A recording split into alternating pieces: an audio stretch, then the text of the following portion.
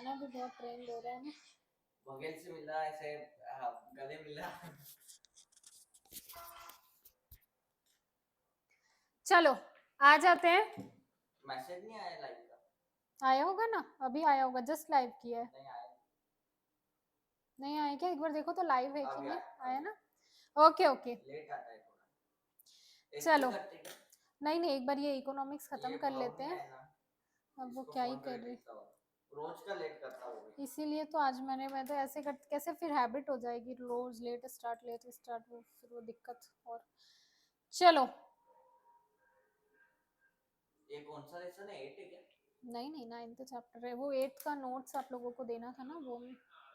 अरे जल्दी आना। मैं कहाँ तक पहुंचा अभी? हाँ क्या दिखत तो नहीं, रुक। है मतलब वो आउटर के गेट में। चलो ओके। फास्ट फास्ट भाग के आ। नहीं नहीं, ऑटो इतना से भाग निकल भाग गया। के भाग के मुझे समझ नहीं आता थोड़ा। ओके ओके चलो ठीक है। क्या थोड़ा?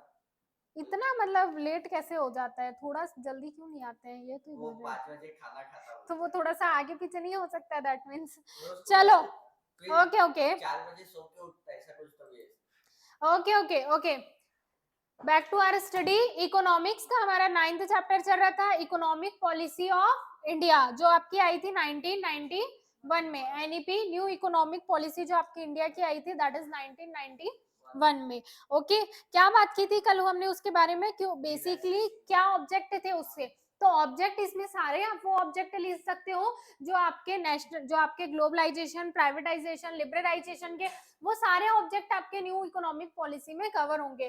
दैट मीन्स कि हमारा फॉरेन एक्सचेंज नहीं था, हमारे पास रिजर्व नहीं था, तो हमें कोई ना कोई एक्शन लेना जरूरी था। जरूरी इसलिए था क्योंकि भाई फॉरेन की अगर करेंसी आएगी तो हमारे पास फॉरेन एक्सचेंज जमा होगा। ओके इंपोर्ट एक्सपोर्ट बढ़ाने के लिए, हमारी कंट्री को दूसरी कंट्री के साथ कनेक्ट करने के लिए, राइट, कनेक्ट करने के लिए। ओके आसानी से आप एक जगह से दूसरी जगह अपने गुड्स का क्या कर सको, इनफ्लो और आउटफ्लो कर सको। ओके तो ये सारे आपके कुछ ऑब्जेक्टिव थे किसके, न्यू इकोनॉमिक पॉलिसी के, राइट। चलो ओके चलो आते हैं आगे। उसके बाद हमने देखा था कि भाई अगर आपको, नाउ प्लीज डोंट टॉक, अगर आपको कल का ही चल रहा है, जस्ट स्टार्ट ही किया है। ओके चलो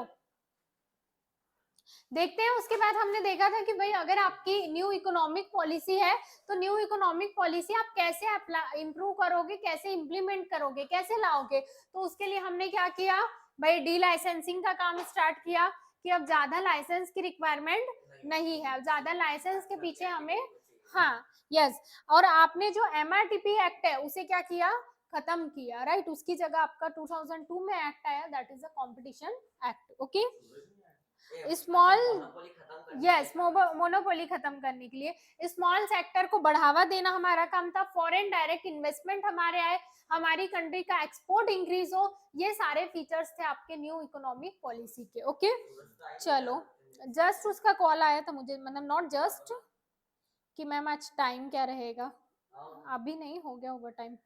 मैसेज भी आया था ना ग्रुप पे, आपने मैसेज किया देखा शायद।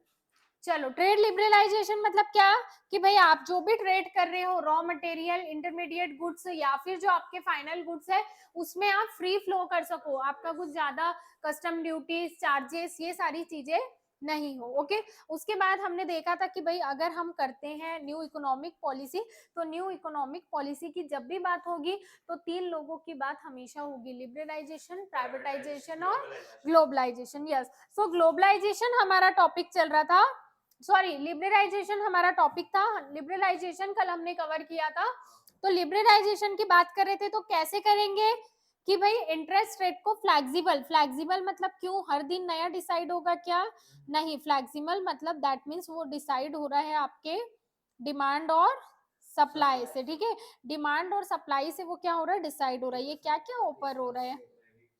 Life time free screen record. अरे तो पर ये क्लोज कहाँ से होगा भैया, क्लोज करना है ना,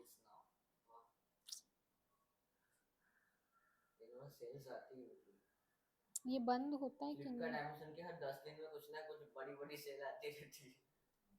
उससे छोटा ये बेकार है, हो गया। कुछ भी आते रहता है। चलो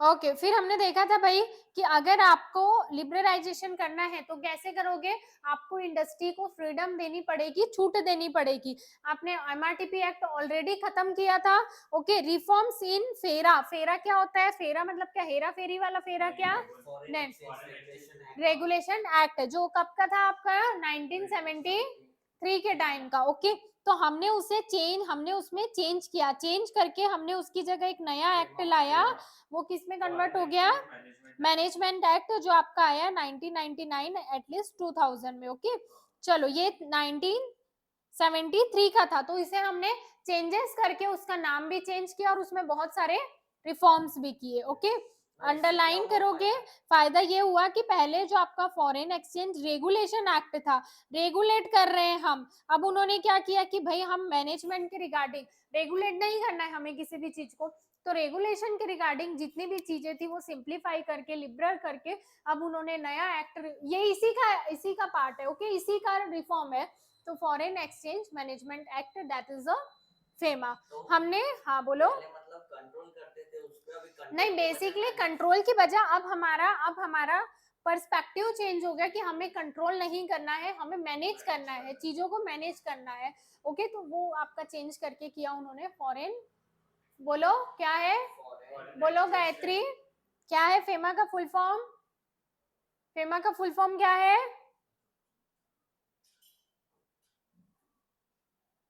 फॉरेन एक्सचेंज मैनेजमेंट एक्ट, सामने ही तो दिया है आपके। चलो, ये ईयर्स किधर लिखे हैं? ईयर्स नहीं मेंशन किया उन्होंने, शॉर्ट में डिफाइन किया है, जब आप आगे इनके बारे में पढ़ोगे तब आपको आएगा। वैसे ये 1999 का था और ये 1973। चलो, इन्वेस्टमेंट करना है हमें इंफ्रास्ट्रक्चर में, अगर बिजनेस को बढ़ाना है, इंडस्ट्री सेक्टर को डेवलप्ड करना है, तो इंफ्रास्ट्रक्चर में इन्वेस्टमेंट करना जरूरी है। इंफ्रास्ट्रक्चर क्यों इन्वेस्ट करना है, क्योंकि भाई इंफ्रास्ट्रक्चर ही हमारे बिजनेस को, हमारे बेसिक फैसिलिटी को, ओके, ट्रांसपोर्ट हो गया, अगर आपको सर्विसेज चाहिए, हॉस्पिटल चाहिए, स्कूल्स चाहिए, तो ये सारी चीजें जो आपकी बेसिक इकोनॉमिक फैसिलिटी है, ये आपको किसके थ्रू मिलेगी, इंफ्रास्ट्रक्चर। अगर आपका इंफ्रास्ट्रक्चर अच्छा होगा तो जल्दी से ट्रांसपोर्ट पॉसिबल होगा, ट्रांसपोर्टेशन की फैसिलिटी इंप्रूव होगी, कम्युनिकेशन इंप्रूव होगा। तो बिजनेस के बेस के लिए, यस, बिजनेस के ग्रोथ होगा, यस, बिजनेस में चेंज होगा, टेक्नोलॉजी आएगी। तो अगर आपको बिजनेस का बेस बढ़ाना है तो आपके पास बेसिक इंफ्रास्ट्रक्चर होना चाहिए, राइट। अब किसी गांव में, किसी विलेज में आपके पास आने जाने की ही सुविधा नहीं है, तो आप वहां पे कैसे रॉ मटेरियल सप्लाई करोगे, बिना रोड ही नहीं है, तो विदाउट रोड ट्रांसपोर्ट आप कुछ नहीं कर सकते हो। ओके, चलो आगे चलते हैं, encouragement to foreign technology, yes, liberalisation के थ्रू अब हमने अलाउ किया कि हम फॉरेन टेक्नोलॉजी को भी प्रायोरिटी देंगे, कि हाँ भाई वो यहाँ पे आके इंडस्ट्री सेटअप कर सकती है, क्योंकि उससे क्या होगा, उनके पास जो एडवांस टेक्नोलॉजी है उनसे हमारी कॉस्ट, जो प्रोडक्शन की कॉस्ट है वो कम हो रही है, और जो हमारे पास जो भी प्रोडक्ट मिल रहे हैं वो हमें क्या मिल रहे हैं, अच्छी क्वालिटी में, बट कॉस्ट कम होने के कारण उसका प्राइस कम है। तो इसीलिए हमने फॉरेन टेक्नोलॉजी को हमारी कंट्री में अलाउ किया। ओके, जिसके पास एग्जिस्टिंग टेक्नोलॉजी उसको लॉस होगा ना, क्या, बिल्कुल लॉस होगा। और टेक्नोलॉजी में चेंज आना तो मतलब ये जो बोलते हैं ना आपका कि परिवर्तन संसार का नियम है, तो वो तो होने ही वाला है, क्योंकि अगर हम प्रीवियस टेक्नोलॉजी का यूज कर रहे हैं तो उसमें हमारी कॉस्ट भी ज्यादा आएगी, तो प्रोडक्ट की कॉस्ट ज्यादा आएगी। टेक्नोलॉजी के रिफॉर्म्स वगैरह, रिफॉर्म्स जो इंस्टीट्यूशन वगैरह, तो उनका भी लॉस होता होगा। हाँ बिल्कुल, एक टाइम पीरियड तक लॉस होता है, लेकिन वो हर बिजनेस दूसरी टेक्नोलॉजी को अपनाता ही है। बदलाव नहीं किया तो यस, अगर आप अपने बिजनेस में चेंज नहीं लाते हो तो आप आगे नहीं जा पाओगे, क्योंकि एक टेक्नोलॉजी सालों साल तक, 20-25 साल तक नहीं चल सकती। कोई भी टेक्नोलॉजी 10 साल चलेगी, फिर कुछ ना कुछ चेंजेस आ जाएंगे, राइट। चलो आते हैं, yes, SEBI, security exchange board of India, MSMS, सिद्धि था वो सर। हाँ चलो, ये सेबी जो आपको स्टॉक मार्केट को रेगुलेट करता है, राइट, स्टॉक मार्केट को जो रेगुलेट करता है that is a SEBI. This step was introduce to protect, ताकि आपके इन्वेस्टर जो सिक्योरिटी मार्केट में, कैपिटल मार्केट में, मनी मार्केट में जो इन्वेस्ट करते हैं, उनका पैसा, उनका मनी, उनका इंटरेस्ट सेफ रहे, इसीलिए उन्होंने क्या किया, सेबी, सेबी आपका क्या है, रेगुलेटर है, किसका रेगुलेटर, स्टॉक मार्केट का। ओके, मतलब स्कैम 1992 के बाद बना क्या, स्कैम 1992 नहीं नहीं के बाद ऐसा बना? नहीं है, इसके पहले से ही उसका हाँ, प्रोसेसिंग, थोड़ी फिर उसका ये- प्रोसेसिंग कब से ही स्टार्ट किया था उन्होंने, बट वो बना 1992 में, प्रोसेसिंग कब से ही पकड़ चल, ली, पर उसने ऐसा ऐसा था कि क्या स्कैम पकड़ा ना बाद में, बहुत लेट हुआ। बहुत लेट हुआ, वो कैसे, बहुत मतलब भाई वो बहुत ऐसे बड़े माइंडसेट आदमी था, कसम से उसने बहुत बड़ा गेम खेला। चलो, मर गया वो। हाँ ना, जेल में ही मर गया। चलो प्राइवेटाइजेशन की अगर बात करते हैं, तो प्राइवेटाइज करना दैट मींस पब्लिक सेक्टर अपनी ओनरशिप क्या कर रही है, ट्रांसफर कर रही है, अपनी ओनरशिप वहां से कैसे करेगी, डिसइन्वेस्टमेंट। क्या प्राइवेटाइजेशन मतलब डी लाइसेंसिंग होगा क्या, नहीं, ये दोनों अलग अलग चीज है। प्राइवेटाइजेशन के मेथड्स क्या है, कंपनी जो पब्लिक सेक्टर है वो कंपनी है, वो डिसइन्वेस्टमेंट कर सकती है, इन्वेस्टमेंट मतलब पैसा लगाना, डिसइन्वेस्टमेंट मतलब पैसा निकालना वहां से। ओके, पब्लिक सेक्टर यूनिट से। मतलब सब इसको बेच के पैसा निकालना है। यस यस, तो विदाउट बेचे तो नहीं निकलेगा ना? नहीं विदाउट, या फिर गवर्नमेंट अपनी उसमें कुछ बहुत कम ओनरशिप रख रही है, बाकी ओनरशिप उसने ट्रांसफर कर दी है, तो डिसइन्वेस्टमेंट कर रही है। कोई और जो आपकी मतलब ओनरशिप अगर, परचेज कर रहा बेचने है, के बाद तो भी होगा। क्या सेल, एटलीस्ट 50% तो आपको ओनरशिप सेल करनी ही पड़ेगी ना, राइट। 50% सेल नहीं करेंगे तो कैसे होगा प्राइवेट में? तो सरकार का ही देगा। मिनिमम 51% चाहिए आगे वाली। चलो देखो यहाँ पे एक बहुत सिंपल सा मीनिंग दिया है, privatisation refers to the process of reduce the involvement of public sector. Yes, public sector का इन्वॉल्वमेंट कम से कम करना, और जो प्राइवेट सेक्टर का इन्वॉल्वमेंट है वो बढ़ाना। किसमें बढ़ाना, इकोनॉमिक एक्टिविटी में। क्यों कम करना, क्योंकि भाई गवर्नमेंट का बोलना है कि गवर्नमेंट को इकोनॉमी, अब गवर्नमेंट को बिजनेस नहीं चलाना है, गवर्नमेंट को लोगों का वेलफेयर करना है, इकोनॉमी में, कंट्री में और भी सारे काम है, वो सारे काम करना है। इसीलिए उन्होंने क्या किया, अपना जो इन्वॉल्वमेंट था वो कम किया, और सारी इंडस्ट्री किसको देते गए, प्राइवेट सेक्टर वालों को। ओके, कैसे करेंगे प्राइवेटाइजेशन, बहुत अलग अलग तरीके हैं प्राइवेटाइजेशन के, सिर्फ एक तरीका नहीं है। डिसइन्वेस्ट करना मतलब कंपनी अपने शेयर्स क्या कर रही है, स्किल बेच रही है। ओके, या तो वो चाहे तो पूरे सेल कर सकती है, या कुछ परसेंट ओनरशिप अपने पास रख के 50% सेल कर सकती है, 51%। ओके, देखो तो डिसइन्वेस्टमेंट मतलब क्या, हम अपनी शेयर से सेल कर रहे हैं। ओके, सेल कर रहे हैं, अपनी ओनरशिप सेल कर रहे हैं, और वहां इन्वेस्टमेंट से जो पैसा आ रहा है वो निकाल रहे हैं। तो निकालना मतलब क्या, डिसइन्वेस्टमेंट करना। ओके, चलो मारुति के, आईडीडीसी होटल के, आईपीसीएल जो आपका इंडियो पेट्रोकेमिकल लिमिटेड है, बीएसएनएल के, इस सारी कंपनी के क्या किए, पब्लिक सेक्टर थी ये पहले, पीएसयू थी, अब इसको क्या कर दिया, प्राइवेट कर दिया। Okay, D reservation policy, D reservation मतलब, हाँ गवर्नमेंट का शेयर है, हाँ शेयर है, 20% है, हाँ बाकी सारा सेल कर दिया। डी रिजर्वेशन करना मतलब जो गवर्नमेंट ने बोला था नहीं भाई ये हमारा रिजर्व इलाका है, यहाँ पे प्राइवेट सेक्टर वाले नहीं आ सकते हैं, तो अब वो जो पहले ज्यादा इंडस्ट्री थी, अब वो इंडस्ट्री कम की, अब सिर्फ रेलवे हो गया, या फिर जो आपका डिफेंस सेक्टर हो गया, सिर्फ वही आपके रिजर्वेशन में, बाकी सारे गवर्नमेंट ने क्या कर दिए, डी रिजर्वेशन। रिजर्वेशन करना मतलब अपने पास रखना, अपना रिजर्व बनाना, डी रिजर्वेशन उसका अपोजिट का होगा। ओके, मैंने बोला कि भाई ये जगह मेरी रिजर्व है, डी रिजर्व मतलब आप इसका यूज कर सकते हो, ये जगह मेरी रिजर्व नहीं है। ओके, एनईपी ने, न्यू इकोनॉमिक पॉलिसी ने ये नंबर को रिड्यूस किया 8, 3 एंड देन 2। अब सिर्फ दो ही इंडस्ट्री है, आपकी रेलवे है, और दूसरा एटॉमिक जो आपका डिफेंस सेक्टर है, वो किसके अंडर है, गवर्नमेंट के। ओके, तो गवर्नमेंट के अंदर रहना ही चाहिए। Yes yes. Establishment of board of industrial and finance reconstruction करना मतलब फिर से बनाना, फिर से डेवलप्ड करना। वो सारी इंडस्ट्री जो सिक पब्लिक सेक्टर है, मतलब जिसमें प्रॉफिट नहीं हो रहा है, जो आपकी नॉन परफॉर्मिंग है, उसे क्या किया गवर्नमेंट ने, जो आपकी बोर्ड बनी थी, board of industrial and financial reconstruct, उसने ये डिसीजन लिया किसके रिगार्डिंग, जो प्रॉफिट, सिक मतलब जो नो प्रॉफिट पे चल रही है, दैट मीन जो लॉस में चल रही है, प्रॉफिट तो नहीं हो रहा है और साथ ही साथ लॉस हो रहा है, वो अलग।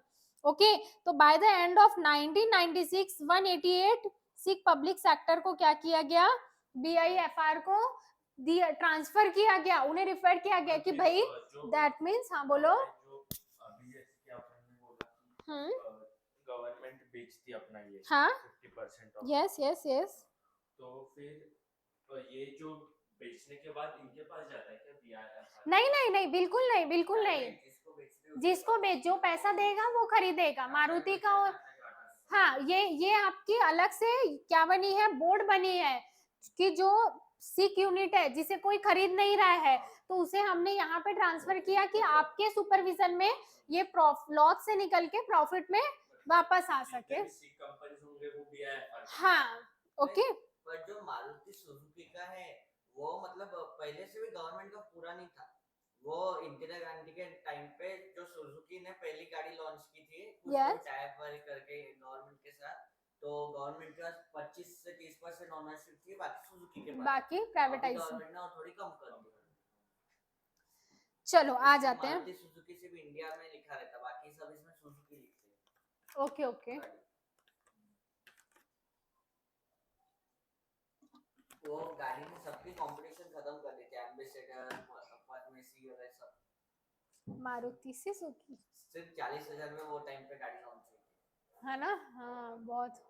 वो मतलब हिट गाड़ी हुई थी वो, मिडिल क्लास भी मतलब ऑन करने लग गए थे गाड़ी उसके। चलो आ जाते हैं आगे। Creation of national renewable board, हमने एक बोर्ड क्रिएट किया। When the loss making public sector unit जो बंद हो जाती है, तो वर्कर्स को बहुत सारी, कोई भी एक इंडस्ट्री बंद होती है तो वर्कर्स को, वहां के एम्प्लॉयमेंट को, मतलब कोई भी एक बिजनेस बंद होता है ना, तो 100 लोगों का जो घर है, 100 लोगों की जो फैमिली है, वो क्या हो जाती है भाई, अनएम्प्लॉयड हो जाएंगे ना लोग, आपके फाइनेंशियल आपको कुछ भी सपोर्ट नहीं रहेगा। तो वो सारी इंडस्ट्री जो बंद हुई थी, उनके वर्कर्स जो अनएम्प्लॉयमेंट पॉवर्टी की प्रॉब्लम फेस कर रहे थे, उनके लिए गवर्नमेंट ने बनाया NRB। वो बोर्ड का क्या काम था बेसिकली, वो सारे एम्प्लॉयड थे।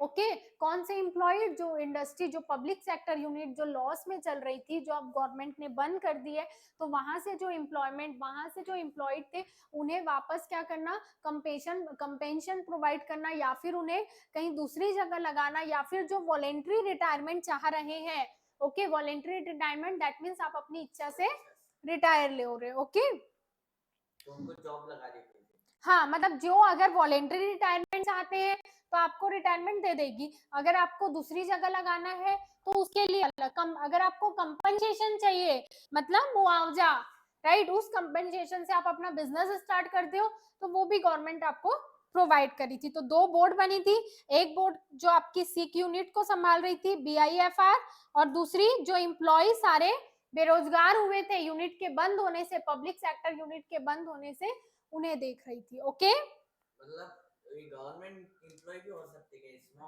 बिल्कुल हो सकते हैं, पब्लिक सेक्टर यूनिट है ना। मतलब चलो रिटायर होना नहीं उसको गवर्नमेंट और दूसरे इसमें लगा देंगे, पेंशन देगी ना? नहीं, गवर्नमेंट दैट मीन्स जबर वो नहीं है कि हम आपको कंपलसरी लगाएंगे, मतलब अलग अलग एक बेसिकली स्कीम लॉन्च करना कि हाँ भाई आपको टेक्निकल वर्क भी ट्रेन कर रहे हैं, आपको कहीं और लगना है तो ओके, या फिर आपको कंपनसेट कर रहे हैं, या फिर आप वॉलेंट्री रिटायर चाहते हो, दैट मीन्स कहीं ना कहीं आपको फिक्स करना, या आप अपनी इच्छा से कहीं और लगना चाहते हो, ऐसा। पेंशन सबको नहीं मिलती अभी, 2010 के बाद जो भी लगे जॉब को उनको मोस्ट इसमें पेंशन बंद होगी, इसलिए तो इतने प्रोटेस्ट चालू है हर साल। चलो ओके, मैंने क्या बोला था, आज का आपका होमवर्क है नवरत्न, इसके बारे में आप पढ़ के आओगे, देन कल ये हम टॉपिक डिस्कस करेंगे, नवरत्न स्टेटस, मतलब अपने देश के लिए हाँ कौन से 9, और उसके लिए अलग अलग कैटेगरी बनाई है उन्होंने, मिनी रत्न कंपनी, कौन सी कंपनी इसमें जाएगी, बहुत इंटरेस्टिंग टॉपिक है, तो ये पढ़ के आओगे तो कल इसके बारे में डिस्कस करेंगे। पिछले साल क्या हुआ था बोर्ड एग्जाम के 10-12 दिन पहले आया था क्या? कि ये सब प्रोटेस्ट कर रहे हैं अपने टीचर्स वगैरह कि उनको पेंशन शुरू करो नहीं तो हम चेक नहीं करेंगे बोल के। अच्छा अच्छा सरकार ने कुछ किया भी नहीं, वो लोग अपना करते रहे नाटक और फिर चेक कर लिए रिजल्ट भी आ गया। यही सब होता हर है। बार को पेंशन के लिए करते हैं, सरकार कुछ नहीं करती, कोई भी सरकार हो कुछ नहीं, नहीं पर करती। अभी कुछ इसमें उन्होंने दिया है, मतलब जो पहले रिटायर हो गए इतना ना, क्योंकि 40-50 पेंशन साल देंगे के, सबको उनको तो फिर देश का फंड कम होगा। यस वो बात तो है। चलो आ जाते हैं आगे। अच्छा ये कलर आ रहा है क्या? इसलिए हाँ अब लोग आ अभी रहा है। गवर्नमेंट जॉब भी ज्यादा नहीं चाहते, क्योंकि पेंशन ही नहीं मिलती तो क्या। चलो नेक्स्ट टॉपिक ग्लोबलाइजेशन। ग्लोबलाइजेशन का आपकी न्यू इकोनॉमिक पॉलिसी का अल्टीमेट एम यही था कि हमें अपनी इकोनॉमी को ग्लोबलाइज बनाना है, हमारी इकोनॉमी को वर्ल्ड की इकोनॉमी से क्या करना है, कनेक्ट करना है। ओके तो basically globalisation to more specific liberalisation and privatisation. Finally मतलब हम लिबरलाइज कर रहे हैं, प्राइवेटाइज कर रहे हो, किस लिए? ताकि हम कहां तक पहुंच सके, ग्लोबलाइजेशन तक पहुंच सके। इनका बोलने का मतलब ये है कि भाई जो हम लिबरल कर रहे हैं, हमारी इकोनॉमी को जो प्राइवेटाइज कर रहे हैं, वो किस लिए कर रहे हैं? ताकि हमारी इकोनॉमी क्या हो सके, ग्लोबलाइज हो सके, हमारी कंट्री के लोग दूसरी कंट्री में जा सके, वहां पे बिजनेस स्टार्ट कर सके, दूसरी कंट्री की टेक्नोलॉजी हमारे इंडिया में आ सके। जब भी ग्लोबलाइजेशन वर्ड आएगा हमेशा अपने माइंड में एक वर्ड लगा के रखोगे, free flow of goods and services. सिर्फ गुड्स एंड सर्विसेज नहीं, गुड्स एंड सर्विसेज के अलावा आप किसे किसे जानते हो जिनका फ्लो हो सकता है? तो भाई गुड्स और सर्विसेज का फ्लो हो सकता है, कैपिटल का फ्लो हो सकता है, कैपिटल एक जगह से दूसरी जगह जा सकती है, बिल्कुल, लेबर जा सकता है, बिल्कुल, टेक्नोलॉजी जा सकती है, बिल्कुल, इंफॉर्मेशन जा सकती है, यस जा सकती है। तो उन सारी चीजों का फ्री फ्लो करना, तो आपके पास जो है वो आप हमें बताइए, हमारे पास जो है वो हम फैसिलिटी आपको प्रोवाइड करेंगे। ये है आपका बेसिकली ग्लोबलाइजेशन। ओके इंटीग्रेट करना आपकी इकोनॉमी को वर्ल्ड की इकोनॉमी से, सारे बैरियर सारे रिस्ट्रिक्शंस क्या करना, रिमूव करना, रिड्यूस करना। ओके ग्लोबलाइजेशन के लिए क्या किया हमारी गवर्नमेंट ने? Removal of quantitative restriction. What is a quantitative restrictions? कि भाई आप इतना ही सामान मंगा पाओगे, इससे ज्यादा नहीं मंगा पाओगे। ओके तो वो होता है आपका क्वांटिटेटिव रिस्ट्रिक्शन कि इतनी क्वांटिटी से ज्यादा आप इंपोर्ट नहीं कर सकते। All the quantitative restriction has been removed. Import और एक्सपोर्ट पे जितने भी आपके रिस्ट्रिक्शंस लगे थे वो गवर्नमेंट ने क्या किए, हटा दिए। ओके टैरिफ रेट गवर्नमेंट ने कम किया। Okay the import duty on industrial goods had been, basically government वो सारी चीजें कर रही है कि जिससे लोग आसानी से इंपोर्ट और एक्सपोर्ट कर पाए। Encouragement to foreign capital. Foreign capital क्या होगा? What is a foreign capital? Foreign की इन्वेस्टमेंट अपने कंट्री में लाना, foreign। हाँ वो क्या है आपका फॉरेन कैपिटल। अगर कोई पर्सन वहां से आपके यहाँ इन्वेस्ट कर रहा है that is a foreign capital. Apple ने किया ना, वो first made in India store. India को हाँ अभी आईफोन 15 का भी मेड इन इंडिया है। हाँ क्या हाँ, और वो एक्सपोर्ट हो रहा मस्त। भाई साहब कितने नए नए आईफोन लाते ही जाते हैं आईफोन वाले। चलो आ 16 जाते की हैं, तैयारी भी शुरू हो गई। प्रो प्रो प्रो चलते रहती है उनकी सीरीज। नहीं 15 प्रो है और फिर 15 प्रो मैक्स है। हाँ क्या अच्छा मुझे नहीं आइडिया इतना, प्रो नहीं क्या है, सस्ता है, 130 140 का है, और प्रो ये मैक्स सस्ता है। प्रो इतना नहीं है सस्ता, पर हाँ इससे मतलब कंपेयर टू। और ओके प्रो मैक्स 180 189 का ऐसा चलता है, 2 लाख के करीब। बाप रे फिर और अगला इनका 3 लाख के करीब। यार उनकी सीरीज चलती रहती है मतलब। और जो जो उसके मतलब वो सेलिब्रिटीज वगैरह के लिए वो पर्सनलाइज बना के देते 30 40 लाख के वैसे। हाँ है ना कस्टमाइज, यस यस और यस। ब्लू कवरिंग भी करते हैं उसमें, जैसे अपने नॉर्मल खरीदते उसमें ब्लू कवरिंग नहीं रहता, अगर बाकियों के देखोगे आपको काला सिल्वर वैसा कुछ तो दिखेगा। वो टेक्निकल गुरु जी का 50-60 लाख का है टाइटेनियम। अरे बाप रे मतलब ये भी देखते हो। चलो आ जाते हैं encouragement to foreign capital. Foreign capital के लिए हमारी इंडिया ने क्या किए, अपने गेट अपने दरवाजे क्या कर लिए, ओपन कर दिए। हाँ भाई आने दो फॉरेन कैपिटल आने दो। कैसे आएगी? जब फॉरेन के लोग आपकी कंट्री में इन्वेस्ट करेंगे, अलग अलग सेक्टर में इन्वेस्ट करेंगे, तो वहां से आपको फॉरेन कैपिटल मिलेगी। वहीं से आपको क्या मिलेगा फॉरेन कैपिटल के साथ साथ दूसरी चीज क्या मिलेगी बताओ तो? Foreign reserve. Yes yes convertibility of rupees, rupee को कन्वर्ट किया किसमें कन्वर्ट किया दैट मीन्स इसी टाइम पे आपका डिवैल्यूएशन का भी काम, डिवैल्यूएशन भी हुआ था, याद है क्या आपको? अपने जब हम इन्फ्लेशन मतलब क्या होता है? इन्फ्लेशन मतलब कंटिन्यू रेट बढ़ रहे हैं, उसके कारण हमारी करेंसी की वैल्यू डाउन हो रही है। डिवैल्यूएशन करना, जब हम हमारे रुपीस का, हमारी कंट्री का वैल्यूएशन लगाते हैं, राइट, वैल्यूएशन लगा के खुद गवर्नमेंट खुद उसमें क्या कर रही है, उसकी वैल्यू डाउन कर रही है।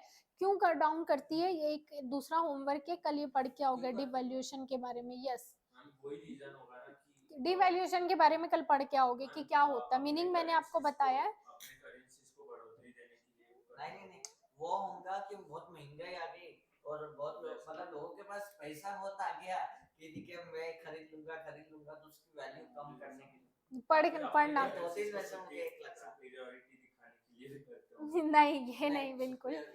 चलो, तो ये आपका होमवर्क है, ठीक है। इस पे एक मस्त से डिवैल्यूएशन के ऊपर मस्त एक असाइनमेंट जैसा मस्त अच्छी वाली कलरफुल पेन लेके मस्त उसमें आपको जो उसके बारे में नॉलेज है वो आप लोग लिखोगे मस्त। इन्फ्लेशन लिखना है हमको। हाँ ठीक है, बाद में लिख लेना, अभी जब आप लोगों का तुझे नहीं हमको तो कंप्लीट हो जाएगा जब। ओके, एक्सचेंज रेट और रूपी हैज बीन, उन्होंने क्या किया, फ्लेक्सिबल, कि हाँ भाई अगर आपको हम आपकी करेंसी को फॉरेन में कन्वर्ट करना, बेसिकली जो आपके एक्सचेंज की प्रोसीजर है उसको गवर्नमेंट ने क्या किया, फ्लेक्सिबल, दैट मींस इजी किया। Okay, rupees is made fully convertible to all current account transaction, जो आपके विद इन द ईयर के ट्रांजेक्शन रहते हैं, that is a current account. Okay, foreign के साथ हमने क्या स्टार्ट किया, कोलैबोरेशन। अब तो आपके इंस्टाग्राम में भी कोलैबोरेशन आ रहा है, देखो, है ना? Spotify पे भी आने लगा collaboration। हाँ क्या? ओके ओके, सब मतलब बहुत चलते हैं ऐसे स्विगी का इसके साथ। यस, इंडियन कंपनी ने अलाउ किया कि भाई आप जो फॉरेन सेक्टर है उनके साथ क्या कर सकते हो, कोलैबोरेशन कर सकते हो। मारुति सुजुकी, हीरो होंडा, ठीक है, अब टूट गया क्या बेचारा हीरो होंडा, झगड़ा हो गया दोनों का कब से। भाई मस्त। ये एक टाइम पे हीरो, इसकी साइकिल आती थी, इसकी नहीं टाटा कोरस है मस्त से साइकिल आती थी हीरो की, टोयोटो किर्लोस्कर नहीं लिखा इसमें, टोयोटो किर्लोस्कर है, अभी भी है ना। टोयोटो जो मुझे तो हीरो की साइकिल याद है, हम बचपन में साइकिल, अभी भी है क्या? हम सबसे ज्यादा साइकिल हीरो की बिकती है ना, हाँ हम बचपन में, हीरो की जो साइकिल मेरे घर वो से अलग ही साइकिल अलग ही। और मैंने जो भी जिंदगी में साइकिल ली सब हीरो की ली। हाँ क्या? अरे ऐसे था पहले ना हीरो की हरक्यूलस ना कोई। पहले वो एक याद नहीं आ रहा बी से कोई तो साइकिल थी बीएसडब्ल्यू कुछ याद नहीं आ रहा बहुत उसका ब्रांड नाम। आते हैं।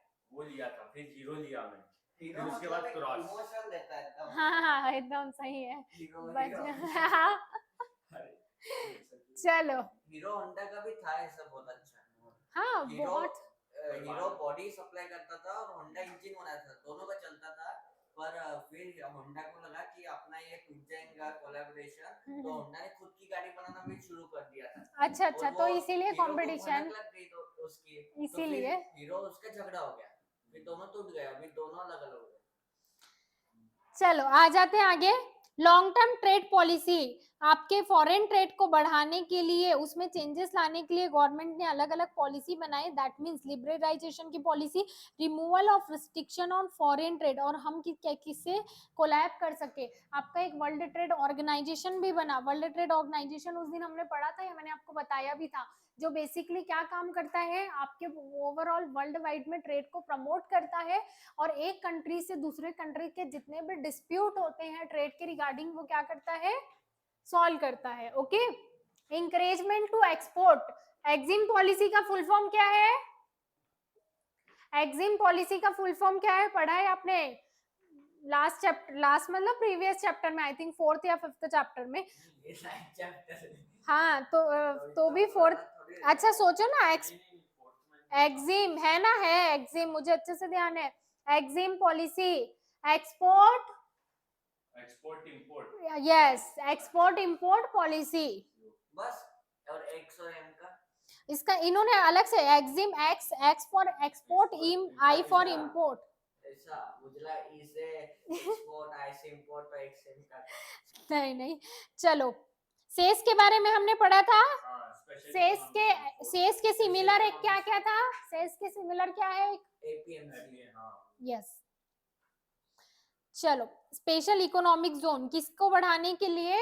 एक्सपोर्ट को बढ़ाने के लिए। ओके, ये हमने क्या देखा अभी बेसिकली कि भाई गवर्नमेंट ने कौन कौन से, अब गवर्नमेंट ने ये तो डिसाइड कर लिया बेसिकली। आपका इस चैप्टर में क्या है पहले समझो। हमने इंडस्ट्रियल, हमने न्यू इकोनॉमिक पॉलिसी के बारे में पढ़ा, तो हमने सोच लिया कि भाई हाँ न्यू इकोनॉमिक पॉलिसी लानी है, अच्छी बात है। क्या करेंगे, कैसे लाएंगे न्यू इकोनॉमिक पॉलिसी? कैसे लाएंगे न्यू इकोनॉमिक पॉलिसी? लिबरलाइजेशन से, प्राइवेटाइजेशन से और ग्लोबलाइजेशन से। अच्छा, ये भी क्लियर है कि हाँ भाई लिबरलाइजेशन करना है, ग्लोबलाइजेशन करना, प्राइवेटाइजेशन करना, ठीक है। तो अब लिबरलाइजेशन कैसे करेंगे? सिर्फ बोलने से तो लिबरलाइजेशन होगा नहीं, तो उसके लिए गवर्नमेंट ने बहुत सारे स्टेप्स लिए, उस स्टेप्स के बारे में आपने पढ़ा। प्राइवेटाइजेशन बोलने से होगा क्या? नहीं, उसके लिए भी गवर्नमेंट ने अलग अलग स्टेप्स लिए। ग्लोबलाइजेशन करने के लिए भी गवर्नमेंट ने अलग अलग स्टेप्स लिए, राइट। इन सारी प्रोसेसेस को मिला के अब हम क्या बोला हमने कि यही आपकी न्यू इकोनॉमिक पॉलिसी में हमने कंसिडर किया था। नेक्स्ट टॉपिक आपका क्या बोलता है? Evolution of economic policy. अब भाई हमने इतने सारे स्टेप्स लिए हैं, इतने सारे स्टेप्स इंप्लीमेंट किए हैं, तो उससे हमें क्या मिला है उसका कुछ तो इवोल्यूशन करोगे ना, आपकी क्या मिला, बहुत कुछ लिख सकते हो। मतलब कितना अच्छा हुआ और क्या क्या चीजें जो आपके अचीवमेंट है और क्या क्या चीजें जो आपकी निगेटिव चीजें कि जो नहीं होना चाहिए था, तो उसका हमने इवोल्यूशन किया। क्या इवोल्यूशन किया कि भाई हाँ ये तो पता है आपका आईटी सेक्टर आपके इंडिया में आया, ठीक है। आईटी सेक्टर आपके इंडिया में आया, कैसे आया आईटी सेक्टर? फॉरेन इन्वेस्टमेंट के थ्रू, फॉरेन टेक्नोलॉजी के कारण उसने आपका जीडीपी में मोर आपका धीरे धीरे IT sector, service sector, in sectors का कंट्रीब्यूशन आपके जीडीपी में बढ़ते जा रहा है। पहले एग्रीकल्चर सेक्टर का था, फिर धीरे से इंडस्ट्रियल सेक्टर का हुआ, अब जो आपका जीडीपी में सबसे ज्यादा कंट्रीब्यूशन है वो सर्विस सेक्टर का है। ओके, और आईटी सेक्टर किस में कंसिडर होगा? सर्विस सेक्टर में, राइट, अगर आपको सर्विस प्रोवाइड कर रहा है तो। Improvement in financial facility, yes, improvement, ये एक अच्छी चीज हुई कि फाइनेंशियल फैसिलिटी, मतलब जो गवर्नमेंट पहले क्या थी, सिर्फ प्राइवेट बैंक थी, फॉरेन बैंक थी, तो अब बैंक उसी टाइम पे आपके बैंकों को क्या किया, नेशनलाइज भी किया, फॉरेन बैंक भी आपके इंडिया में आने लगी, तो बेसिकली और बहुत सारी प्राइवेट बैंक भी ओपन होने लगी। तो प्राइवेट बैंक ओपन हो रही है, तो इधर पे जो आपकी नेशनलाइज बैंक थी उनमें भी कंपटीशन क्रिएट होने लगा। किसका कंपटीशन? कि हाँ भाई हमें भी सर्विसेज प्रोवाइड करनी है, तो उसके कारण सारे लोगों को फाइनेंस मिलने लगा, चाहे वो लोन के तौर पे हो, एडवांस के तौर पे हो, आपके बिजनेस के लिए हो, स्टार्टअप के लिए हो, तो उससे इकोनॉमी ग्रो करने लगी। ओके, चलो, और आपको क्या लगता है ग्लोब और आपके न्यू इकोनॉमिक पॉलिसी से क्या क्या हुआ होगा, क्या अच्छा हुआ होगा बताओ तो? 1991 के बाद क्या क्या अच्छा हुआ होगा? अपडेटेड टेक्नोलॉजी आई, यस, टेक्नोलॉजी आई। फिर टाटा किर्लोस्कर का भी ये हुआ। हाँ, ओके। सॉरी टोयोटा किर्लोस्कर दो, किर्लोस्कर तो अपना जनरेटर वाले मैन्युफैक्चरिंग कंपनी है और उसके इंस्टीट्यूट्स भी हैं एमबीआर के लिए। इसके क्या? किर्लोस्कर के। हाँ क्या? और इस टोयोटो के साथ मतलब टाई अप इनका कुछ तो भी इन्वेस्टमेंट किया है उसने टोयोटो इंडिया में, ऐसा कुछ तो भी। Okay okay. बहुत बहुत पुराना टाई अप है वो। और क्या क्या हुआ होगा बताओ तो? एक्सपोर्ट बढ़ा होगा, इंपोर्ट में रिस्ट्रिक्शन कम हो गए, ओके, और एजुकेशनल फैसिलिटी इंक्रीज हुई होगी। कंपटीशन बढ़ी, लोगों को अच्छा सामान मिला। हाँ, कंपटीशन बढ़ने के कारण आपको क्वालिटी गुड्स मिलने लगे, यस, आपकी इकोनॉमी ग्रो करने लगी, एम्प्लॉयमेंट जनरेट होने लगा, जो कमी थी चीजों की वो पूरी हो गई। यस यस, बिल्कुल सही बात है। Improvement in educational standard, yes, अब आपके इंडिया का एजुकेशनल स्टैंडर्ड भी इम्प्रूव होने लगा। किसके लिए? क्योंकि हमें किससे कम्पीट करना था? फॉरेन से कम्पीट करना था। अब ग्लोबलाइज हो रहे हैं, तो धीरे धीरे हमारे इंडिया की एजुकेशन पॉलिसी भी इम्प्रूव होने लगी। ओके, क्योंकि हमारे स्टूडेंट अब्रॉड जा रहे हैं, वहाँ पे हायर एजुकेशन कर रहे हैं, दैट मीन्स वहाँ पे एडमिशन ले रहे हैं स्कॉलरशिप के थ्रू, तो अब हमारे एजुकेशनल जो हमारा स्टैंडर्ड था वो क्या होने लगा, इम्प्रूव होने लगा। एक्सपोर्ट बढ़ा, ऑब्वियसली हमने बहुत सारी गुड्स का एक्सपोर्ट करना स्टार्ट किया, गुड्स एंड सर्विसेज का।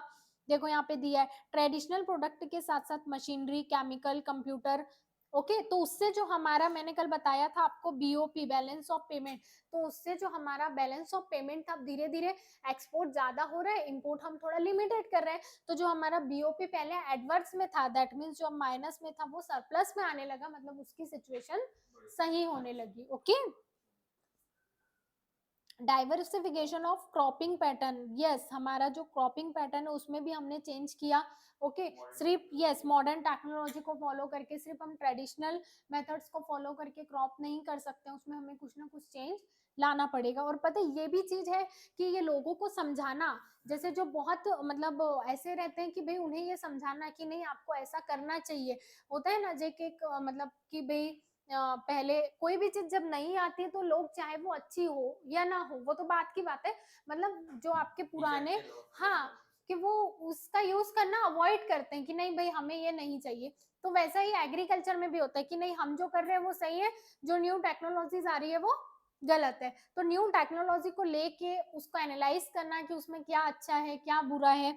ओके तो लोगों को जब कोई नई चीज स्टार्ट होती है तो पहले वो पब्लिक तक पहुंचाना कि पब्लिक उसका यूज करे, एक वो भी गवर्नमेंट की जिम्मेदारी है। चलो वरना गवर्नमेंट ने बोल तो दिया लेकिन कर कोई नहीं रहा है।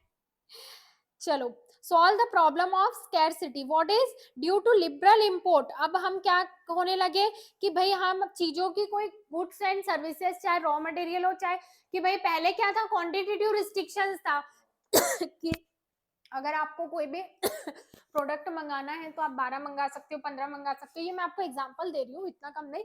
क्वांटिटेटिव रिस्ट्रिक्शंस मतलब एक सर्टेन क्वांटिटी तक ही आप वो गुड्स इंपोर्ट कर सकते हो, अब गवर्नमेंट ने वो हटा दिया। तो अब स्कैरसिटीज दैट मींस अब आपको कोई गुड्स एंड सर्विसेज की प्रॉब्लम नहीं होगी, अब जिसको जितना मंगाना है जिसके पास ज्यादा पैसा है वो फॉरेन से मंगाए।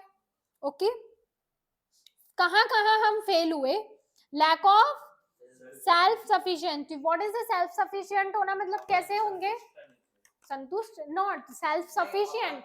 खुद से मतलब इतने नहीं थे कि हम खुद से कर पाए। यस ग्लोबलाइजेशन सफिशिएंट मतलब क्या होता है बताओ, जैसे सेटिस्फाइड नहीं होगा, मतलब मैं सफिशिएंट हूँ इसका मैं जैसे आप बोलोगे कि मैं क्षमता नहीं इतनी मैं करने मोबाइल लेने के लिए सफिशिएंट हूँ, मैं मोबाइल लेने के लिए सफिशिएंट नहीं हूँ, दैट मींस मैं कैपेबल हूँ या तो मैं कैपेबल नहीं हूँ, राइट। तो सेल्फ सफिशिएंट मतलब क्योंकि हम दूसरे कंट्री के साथ ट्रेड कर रहे हैं तो अब हम उन पे डिपेंड भी तो होते जा रहे हैं ना, सेल्फ सफिशिएंट नहीं है, आत्मनिर्भर नहीं है। वेरी गुड आत्मनिर्भर भारत चलो सेल्फ सफिशिएंट दैट मींस हम दूसरे पे क्या होते जा रहे हैं, डिपेंड होते जा रहे हैं। सारी चीजें प्रोडक्शन की प्रोसेस सारी चीजें हम खुद से तो नहीं कर सकते और कोई भी कंट्री सेल्फ सफिशिएंट नहीं हो सकती आज की तारीख में। अमेरिका वगैरह है जैसा। न्यूजीलैंड भी है नहीं पर कुछ ना कुछ उन्हें इंपोर्ट करना ही होता है। अमेरिका करता इंपोर्ट करता पर वो इतना डेवलप्ड है कि उसके इतना पैसा है वो खुद से कर सकता सही है चलो आ जाते है। हैं। इंडिया नहीं। A country under globalization cannot achieve self-sufficient in food production because किसके कारण, because यहाँ पे वही गुड्स प्रोड्यूस होते थे जो ग्लोबल लेवल पे थे। क्या बोलना है देखो ध्यान से समझना है इस पॉइंट को, इनका क्या बोलना है कि वही सारे गुड्स अब प्रोड्यूस होने लगे जिनके ग्लोबल मार्केट में इंटरनेशनल मार्केट में डिमांड थी और जिसमें प्रॉफिट ज्यादा था। समझ रहे हो इस बात को, जिसमें प्रॉफिट ज्यादा था और जिसकी डिमांड थी अब वही सब प्रोड्यूस होने लगा। तो वो सब प्रोड्यूस होने के साथ साथ जो आपके सिटीजन के लिए जरूरी है वो सब अब कोई जो फार्मर्स है, अब पूरे खेती में हम सिर्फ क्या करेंगे, एक्सपोर्ट क्या करना है भाई, हमें एक्सपोर्ट करना है फॉर एग्जांपल कैफीन चाय पत्ती और ये कॉफी ये सब एक्सपोर्ट करना है। तो हम इतनी इतनी लैंड पे सिर्फ यही प्रोड्यूस कर रहे हैं, सिर्फ यहाँ पे विट प्रोड्यूस हो रहा है तो वो भी तो गलत है ना। क्यों कर रहे हैं फार्मर्स, क्योंकि बेसिकली यहाँ पे उनकी नॉट, मैं आपको सिर्फ एक विजन मतलब देखने का पर्सपेक्टिव बता रही हूँ कि अब क्या होने लगा कि सबको कैफीन कॉफी से चाय से ज्यादा पैसा आने लगा, सब यहाँ पे चाय चाय चाय कॉफी कॉफी यहाँ पे बनाने लगे। अब ये वीट के लिए जगह कम हो गई ठीक है, लेकिन हमारी जो इतनी बड़ी कंट्री है इंडिया, यहाँ पे अब वीट की सप्लाई क्या हो गई, कम हो गई। तो वही चीज ये आपको समझाना चाह रहा है। ओके क्या बोला है, जो वही सारी गुड्स प्रोड्यूस होने लगे जो ग्लोबल लेवल पे डिमांडेबल थे और जिना हाँ तो यही चीज मैं बता, इसीलिए लिबरल करने के साथ साथ इसीलिए गवर्नमेंट को ऐसी पॉलिसी बनानी पड़ती है। अब देखो अगर गवर्नमेंट ने ऐसा बना दिया कि सब अपने तरीके से करो राइट तो फिर ये हो जाएगा। तो इसीलिए हर चीज में गवर्नमेंट बहुत सोच विचार के, जो आपके बहुत वहां पे जो लोग बैठे रहते हैं कि अच्छा ये ऐसा हो रहा है तो इसको रोकने के लिए हमें क्या करना है, तो अच्छा यहाँ पे ये रिस्ट्रिक्शन डालना है, नहीं तो ये जरूरी है। गवर्नमेंट एक्स्ट्रा जैसे बेनिफिट देती, जैसे यस, अपने छत्तीसगढ़ में था कि तुम ये 2-3 छोड़ के तुम करोगे तो तुमको तो 10,000 आपको 15,000 बेनिफिट मिलेगा। ओके, तो ये okay. Adverse effect of domestic market, yes, globalisation के कारण डोमेस्टिक मार्केट तो धीरे धीरे खत्म होने ही लगा। जो वहां पे सरवाइव नहीं कर पाए वो क्या हुआ, धीरे धीरे उनका बिजनेस बंद हो गया, गुम हो गए, वो घूमते किसी के प्यार। चलो, कैसे they are flood with the imported goods आने लगे उसकी क्वांटिटी प्राइस में, तो वहां पे हमारा डोमेस्टिक मार्केट टिक नहीं पाया। जो आपके पोअर फार्मर्स थे, जो जो आपके बहुत ऐसे फार्मर्स थे जिनका अच्छा एग्रीकल्चर में, रिच फार्मर्स है जिनका एग्रीकल्चर में अच्छा चल रहा है, लैंड ज्यादा है, तो वहां पे क्या होने लगा, वो तो एक्सपोर्ट से कमाने लगे। लेकिन जो जिनके जो मार्जिनल स्मॉल फार्मर्स थे उन लोगों का क्या होने लगा, नुकसान होने लगा। तो ये कुछ ड्रॉबैक है किसके, ग्लोबलाइजेशन के, राइट। या जो आपकी न्यू इकोनॉमिक पॉलिसी आई है उसने क्या क्या अचीव नहीं किया। बोलना, अपन कॉफी इतनी वो नहीं बनाते, अपन चाय बनाते थे। कॉफी वर्ल्ड की सबसे ज्यादा कॉफी उधर बनती है ना, कहाँ, ब्राजील में 40% कॉफी वो बनाते हैं, इसलिए उसको कॉफी पॉट ऑफ वर्ल्ड अपन जो चाय पीते हैं वो एक्चुअल चाय नहीं है। एक्चुअल चाय जो रहती ना, हाँ हाँ वो अभी अपन केरला में जाएंगे ना तो अपने को पता चलता है एक्चुअल चाय कैसे रहती है। जो अपन उसमें दूध डालते हैं ना, हाँ। एक्चुअली पानी नहीं डालना रहता, वही पानी डाल के वो कुछ तो काला काले रंग का रहता है उसका। हाँ, Black मतलब tea भी सिर्फ नहीं रहती, ब्लैक टी भी नहीं रहती है। नहीं रहती, अलग वो ओरिजिन चाय पीनी बंद करनी है यार और मुझे, उसमें अच्छा नहीं आता। उसमें वो एकदम मतलब चाय देखते से मतलब ऐसे, वो हाँ टी चाय लीव्स दे दो वगैरह क्रश चाय दो। करके उसमें इलायची वगैरह डालते हैं। हाँ यस यस, और फिर उसके ऊपर, अभी याद नहीं आ रहा मुझे, पूरा रेसिपी थी मेरे पास, ओके ओके वैसे वो बनाते जो ठीक अपन है, हम फिर चाय किसी पीते दिन हैं ना, पिला देना भैया और अंडा। ब्रिटिश चाय भी अलग रहती है। वो ब्रिटिश तो चाय, है ही, चाय भी अपने में ब्रिटिश लोगों के कारण आई। हाँ ना, वीट भी वही टी ब्राजील में जो कॉफी थी वो एक ये फॉरेनर आया था, वहाँ पे कॉफी का गिरा दिया था तो उससे एक प्लांट हाँ। होगा, तो वहाँ से सब लोग हाँ, शुरू हाँ। करके कॉफी, और इतने वहाँ पे हो गए कि वहाँ पे वो सबसे ज्यादा प्रोड्यूसिंग कॉफी का वो देश बन गया।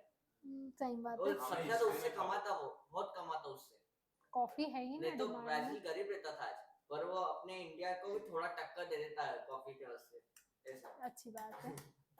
चलो, अनहेल्दी कंपटीशन क्रिएट होने लगा। हेल्दी कंपटीशन और अनहेल्दी कंपटीशन क्या होता है बताओ तो, what is a healthy competition और अच्छा मुझे एग्जांपल दो तो सब जन बताओ, एक एक एग्जांपल, बहुत शॉर्ट में, healthy competition and unhealthy competition. Blue ocean strategy रहती मार्केटिंग में, ओके, कि उसमें क्या, जैसे नहीं कि एक कंपनी उसकी मोनोपोली हो गई तो वो नहीं कि अपने हिसाब से प्राइस सेट करती है, अपने हिसाब से गेम रचती है और लोगों को जान ओपन ना इच्छा से उसको खरीदना पड़ता है क्योंकि उनके पास ऑप्शन नहीं है। ओके ओके, तो वो अनहेल्दी कंपटीशन होगी क्योंकि उसने वो कॉम्पिटिटर को खत्म कर दिया और खुद के प्रोडक्ट बेच रहे। हाँ ओके चलो, और हेल्दी कंपटीशन में सब कॉम्पिटिटर भी है पर तुम तुम्हारा प्रोडक्ट सुपीरियर बना के बेच रहे हैं, ऐसा मतलब तुम किसको डिफेम नहीं कर रहे।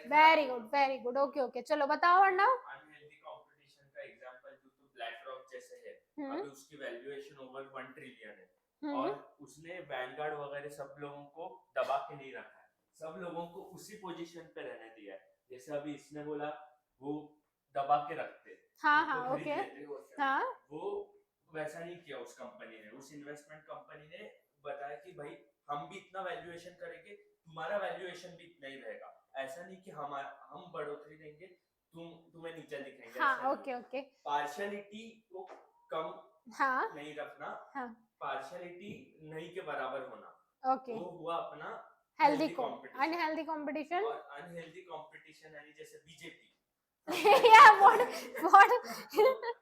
हाँ, तो अभी जैसे बीजेपी ने सब लोगों को मतलब ये अपना ये औकात दिखा, मतलब ये दिखा, और sorry, हाँ सब लोगों को ये दिखा दिया कि हम कितने ये है पावरफुल है, तुम कुछ नहीं हो, वैसे ओके ओके वो okay unhealthy competition. Okay, Dabur parachute का बीच में इतना था, वो एक दूसरे क्या करते थे, डाबर की बोतल मतलब खुद पैराशूट नेगलेक्ट हम क्या करने लगे, यहाँ पे क्या होने लगा, ग्लोबलाइजेशन के कारण जो आपका वेलफेयर एक्सपेक्ट था वो क्या होने लगा, नेगलेक्ट होने लगा। क्यों नेगलेक्ट होने लगा, क्योंकि भाई अब क्या आ गया है, प्राइवेटाइजेशन आ गया, तो privatisation, P for privatisation, P for profit, okay, P for पैसा। तो अब उससे क्या होने लगा, ऐसे सारे जो हेल्थ, कम्युनिकेशन, एजुकेशन, ये सारे थे, अब ये ज्यादा चार्ज करने लगे। आपने देखा होगा भाई, मतलब लिटरली कुछ कुछ आपके जो यहाँ पे स्कूल्स है, मतलब उसके असीमित, मतलब मुझे ऐसे लगता है उसकी कोई लिमिटेशन है या नहीं है। कितनी ज्यादा फीस है, कितनी ज्यादा फीस है, 4-5 लाख साल मतलब इतने फीस का करते ही क्या है, मुझे तो आज तक नहीं समझ में आया, बहुत ज्यादा भाई। आईसीएससी के सबसे मतलब ज्यादा है, सीबीएसई तो 2 लाख वगैरह जाता, ऐसे ध्रुव ग्लोबल वगैरह एकदम अरे तो 2 लाख भी मैक्सिमम हो गया आपका, बहुत ज्यादा है, कोई लिमिट, अरे नहीं, आईसीएससी के रहते कॉस्टली, वेल विप्योर का 3.5 लाख है। वही ना, क्योंकि कोई लिमिट, अमरावती वगैरह एजुकेशन, हाँ अमरावती में जैसे एसओएस की निकाय 90 से 1 लाख तो रहती है अभी, सीबीएसई है वो, और इसकी जो दिल्ली पब्लिक वगैरह है उसकी 3 लाख वगैरह रहती है आराम से। वही ना, पर ज्यादा है ये। और अमरावती से सिटी में वो चल जाती है तो यहाँ पे तो चलना ही है वो। उनके स्कूल्स में वगैरह एसी है। हाँ वही एसी डीपीएस क्यों, में एसी है, पूरा एयर कंडीशनड है और पूरा बस एकदम में बढ़िया। एसी वगैरह, मैं बोला क्या है। बेकार है लेकिन ये सब, ये और एजुकेशन सिस्टम टीचिंग नहीं है। वगैरह भी आईसी में, मतलब विप्योर स्कूल में मेरी एक सहेली जाती थी, हम्म, तो एक्सपीरियंस भी अच्छा नहीं था उन टीचर्स का, मतलब नहीं पर कोई कोई में अच्छा है, अभी जैसे डीपीएस में वो मेरा दोस्त बोलता था हम्म, वहाँ पे मतलब बुक्स वगैरह जैसे अपने टीचर गाइड वगैरह यूज करते कुछ नहीं, वहाँ पे गाइड वगैरह नहीं, वो विदाउट गाइड वगैरह पढ़ाते थे, और अभी तो विदाउट टेक्स्ट बुक सीधा ओके, पढ़ाते थे कि क्या है क्या नहीं, क्या नहीं पूरा है, एकदम बराबर। नहीं वो चीज अलग है, लेकिन इट्स दैट कि भाई एसी है, मतलब इन सारी Comfort है चीजों से ज्यादा। कंफर्ट में इंसान पढ़ नहीं सकता है, ये चीज है। कंफर्ट नहीं, लग्जरी हो गया हाँ, कम बहुत ज्यादा लग्जरियस हो गया ना, तो इसमें फिर जो इनके बड़े बड़े डॉक्टर्स पॉलिटिशियंस बस वगैरह के उनके, बच्चे रहते हैं हाँ वही। बस वही, वो वीके पाटिल जो स्कूल है वो वैसी है। धीरू भाई हमारे- अंबानी की जो है मुंबई में। हाँ, वो उधर तो सारे सेलिब्रिटीज के यही जाते हैं। चलो आ जाते हैं इसमें आगे। आया था आदित्य बच्चन की फीस 12 लाख रुपए साल। यार तू लोग, आदित्य बच्चन, ऐश्वर्या बच्चन की लड़की, ए लो, उसका चलो आया था पेपर में 12 लाख रुपए साल।